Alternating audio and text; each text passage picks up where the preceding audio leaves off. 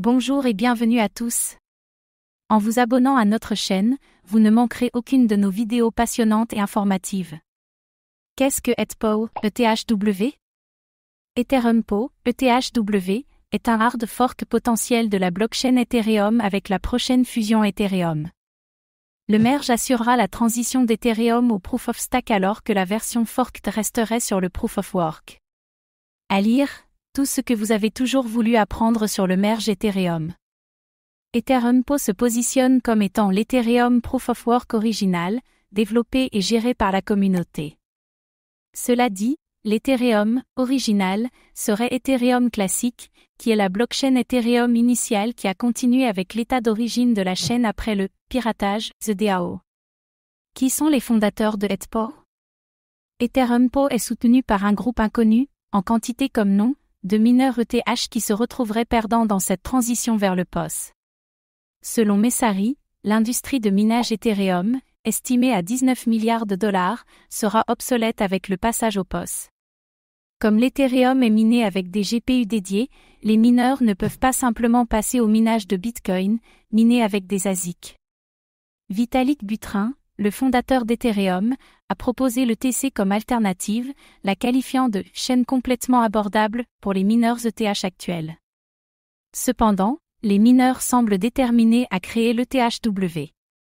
Parmi les plus grands noms qui soutiennent ce fork, citons Justin Sun, fondateur de Tron et Chandler Go, mineur notable d'ETH. Poloniex, soutenu par Justin Sun, est le premier échange à lister l'ETHW, annonçant par ailleurs qu'il compte y lister d'autres jetons issus d'un potentiel fork ETH. Qu'est-ce qui rend ETHPOW unique? Ethereum POW est prêt à copier l'état d'Ethereum sur son hard fork POW. À l'heure de la rédaction, il n'était pas évident si cela impliquerait simplement la copie de l'état de la chaîne, ce qui permettrait aux développeurs de DApp et aux émetteurs de stablecoins de choisir la chaîne Ethereum à prendre en charge, ou la copie des états de l'application, ce qui doublerait les DApps et la liquidité sur Ethereum vers Ethereum POW.